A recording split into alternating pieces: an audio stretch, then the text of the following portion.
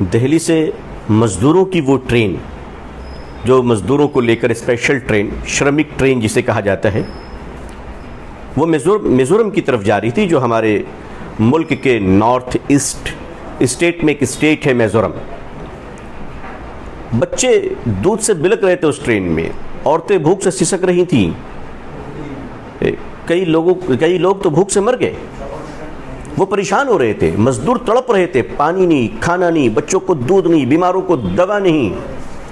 وہ ٹرین رات میں رکتی ہے ایک مسلمانوں کی بستی کے پاس جس کا نام ہے بہار کے بیگو سرائے ضلع میں قصبہ، یہ لکھمینیا اور بلیا بیلٹ میں پڑتا ہے۔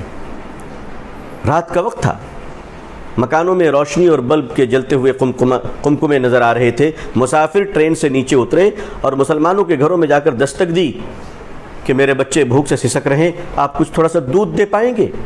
اتنا سننا تھا کہ پوری بستی جاگ گئی، مسلمانوں کے علاقوں میں انقلاب آ گیا، کوہرام مچ گیا، پورے مسلمانوں کی بستی ایک ہو گئی۔ دودھ پانی جس کے گھر میں جو تھا، کھانا پانی، ستو، چاول، روٹی، بچوں کے لیے دودھ، یہ سارے لے کر وہ ٹرین کے مسافروں کے پاس آ گئے اور انہوں نے انسانیت کی خدمت کی ایک شاندار مثال قائم کی۔ اس سے متاثر ہو کر میزورم کے آنریبل چیف منسٹر مسٹر زورم تھنگا جی نے بھی بہار کے مسلمانوں کا، بیگو سرائے ضلع کے قصبہ اور حسینہ کے مسلمانوں کا شکریہ ادا کیا۔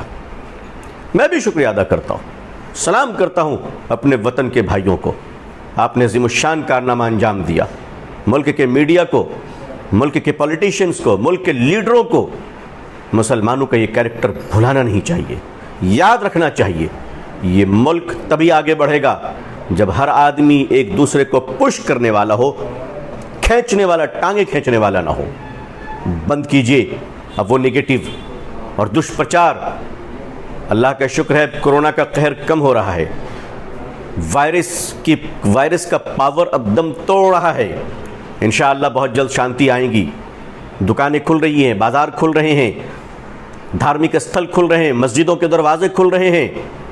شانتی کے بعد کہیں وہ پرانی غلطی پھر سے شروع نہ ہو جائے، ذات اور دھرم کی لڑائیاں، مانوتا کی لڑائیاں، انسانیت کو برباد کرنے کی لڑائیاں۔ امریکہ آج بھگت رہا ہے اپنی غلطی کی وجہ سے، کالے کو کالا نہیں سمجھا اور ایک انسان کی ہتیا ہو گئی۔ سارے امریکہ کے لوگ لوکتنتر کو بچانے کے لیے، مانوتا کو بچانے کے لیے آج آگے آ گئے۔ ہم بھی ایک ہو جائیں بھارت کے لوگوں، اگر کسی بھائی کو زخم آ جائے ہم سب اسے مرہم لگانے والے ہو جائیں، کسی کو پیاس لگے ہم سب پانی پلانے والے ہو جائیں، کسی کو بھوک لگے ہم سب کھانا کھلانے والے ہو جائیں۔ کتنے دن زندہ رہیں گے ہم لوگ؟ آج بڑی مشکل سے لوگ 100 سال بھی زندہ نہیں رہ پاتے ہیں۔ 100 سال کی زندگیوں میں کٹتی چلی جا رہی ہے زندگیاں۔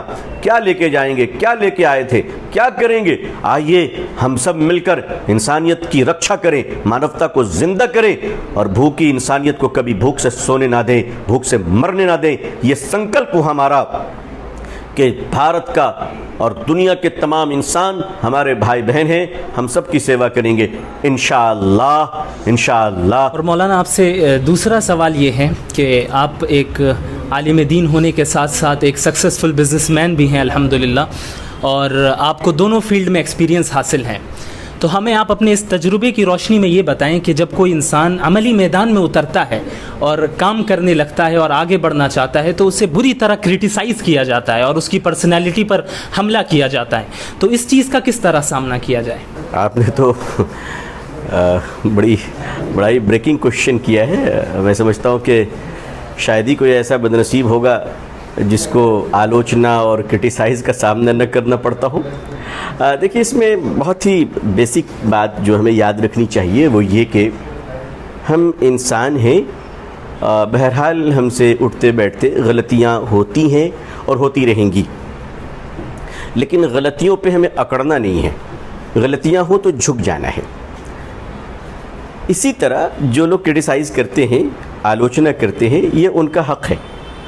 انسان کی پہچان یہ ہے کہ اس سے بھول ہوگی، اور جب سماج میں آلوچنا ہوتی ہے، سماج میں اختلاف ہوتا ہے معاشرے میں، تو وہ سماج زندہ رہتا ہے۔ تو ہمیں ہیلدی کرٹیسزم اور صحت مند تنقید اور اختلافات سے برا نہیں ماننا چاہیے، ہمیں ان کا بھی شکریہ ادا کرنا چاہیے کہ انہوں نے صحت مند تنقید کی ہے۔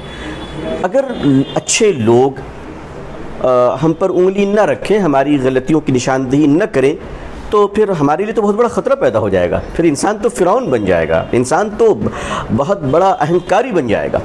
اس لیے یہاں تک تو ٹھیک ہے، یہاں تک تو ٹھیک ہے کہ آلوچنا ہونی چاہیے. ہاں، جو پرسنالٹی پہ اٹیک ہوتی ہے اور جس طریقے سے ایک آدمی کے مورل کو ڈسٹرب کیا جاتا ہے، اور صرف ڈسٹرب نہیں بلکہ اسے ڈیمورلائز کیے جاتے ہیں، یقیناً یہ بہت نیچ مانسکتا اور گری ہوئی ذہنیت کی علامت ہے. گری ہوئی ذہنیت کی علامت ہے. یہ کوئی شریف انسان نہیں کر سکتا، یہ کوئی خاندانی انسان نہیں کر سکتا، یہ پڑھا لکھا ایک مہذب انسان کبھی یہ کام نہیں کر سکتا. لیکن اگر کوئی ایسا کرتا ہے تب آپ کیا کریں گے؟ اگر آپ کی کوئی پرسنالٹی پہ اٹیک کرتا ہے، آپ کے ذات پر کوئی حملہ کرتا ہے، آپ کے بارے میں بہت گندے شبدوں کا پریوگ کرتا ہے، کچھ برے بھلے جملے، جیسے آج کل سوشل میڈیا پہ ایسا لگتا ہے کہ لوگوں کو لوز موشن ہو گئی ہے، جس کو دیکھیے وہ کچھ بھی لکھ رہا ہے، فیس بک پہ کچھ بھی کمنٹ کر رہا ہے. اس سے دل چھوٹا نہ کیجیے، بالکل دل چھوٹا نہ کیجیے. اس لیے کہ میرے بھائی، جس کے پاس جو ہے وہ دیتا ہے، جس کے پاس جو ہے وہ دیتا ہے. جوہری ہیرے دیتا ہے، سونار سونا دکھلاتا ہے، لوہار لوہے کا دیدار کرواتا ہے. اسی طرح میرے بھائیوں، آدمی کے پاس جو کچھ ہے، عطر بیچنے والا خوشبو دکھاتا ہے، لیکن اگر کسی جمعدار سے ملیے گا تو آپ کو جھاڑو دکھائے گا، کسی چپل والے سے ملے گا وہ آپ کو چپل جوتے دکھائے گا. اس لیے گھبرانے کی بالکل بات نہیں. جس کے پاس جو کچھ ہے وہ دکھلا رہا ہے. تو جب کوئی اوچھی حرکتیں کرتا ہے کام کرنے والوں کو بریک لگانے کے لیے، وہ بہت نیچے اتر کر گندے جملوں کا استعمال کرتا ہے، تو وہ شخص آپ کو نہیں خود کو ذلیل کرتا ہے، اپنے خاندان کا نام پتہ بتاتا ہے، اپنی ذات اور اپنے بلڈ کا گروپ بتاتا ہے. اللہ تعالیٰ ہمیں بھی اپنی غلطیوں پر جھکنے کی اور دوستوں کو بھی اصلاح کرنے کی اچھے طریقے سے اللہ توفیق عطا فرمائے. اور عام طور پر یہ بھی دیکھا جاتا ہے